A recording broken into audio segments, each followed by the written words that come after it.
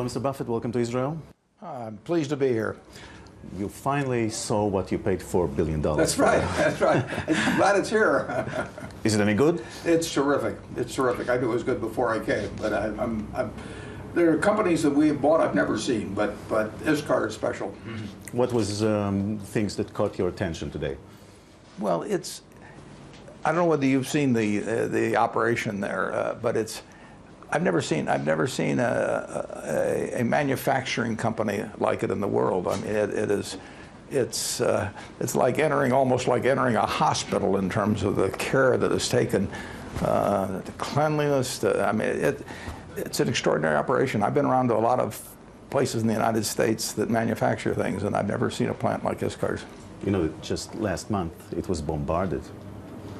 And when you've heard about the war here in Israel, did you have any second thoughts about this deal? No second thoughts whatsoever. None, zero. Yeah. Did you realize how close Iskar was to the border? No, I knew where it was. Yeah, but you saw it today, They didn't right? move it after I bought it, though.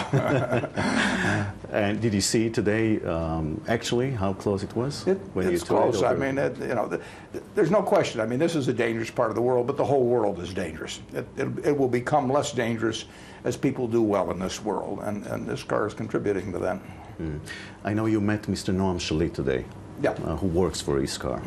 Tell me about him. He seemed like a wonderful man, and I mean, he has a 20-year-old boy that I guess has been 3 months now, and I hope he's released tonight, and he should be, and the sooner the better.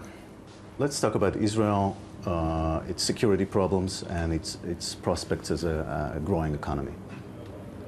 Prospects are terrific. I mean, you've got, some people come to the Middle East for oil. We come for brains, and you've got brains here, and you got talent. Why you think Israel has such a bright future as an economy? Well, look at where it was in 1948, and look at today. I mean, what countries have made more progress in that less than 60-year period? I mean, and when you think about it, I mean, where have 6 or 7 million people accomplished what Israel has accomplished any place in the world? Allow me a couple of personal questions. Sure. Why would you give so much money to charity? How many billions, by the way? Well, it's going to all go to charity, basically. All of your money? I've dedicated 85% so far, leaving about 15% for the rest of my life, and to do things with. We're talking what, 40 billion? Something like that, yeah, a little more.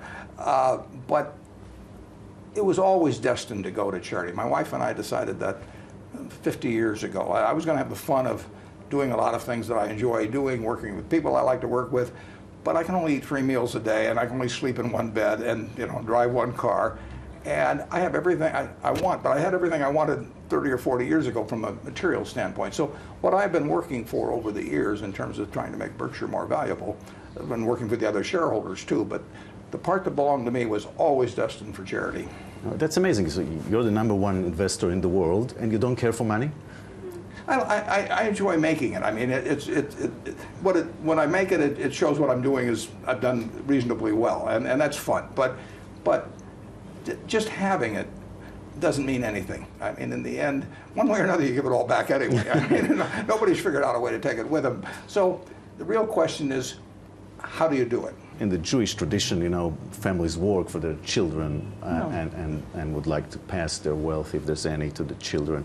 What about, you have 3 children? Well, my 3 children applaud this decision. Now, I have given each one of them what amounts to $1 billion foundation. I want them foundation, to though, not a foundation. And I would say this, that 2 of the 3, a few years ago, when I just given them a small amount of the foundation, said they'd rather have me give the money to a foundation that they ran than to themselves.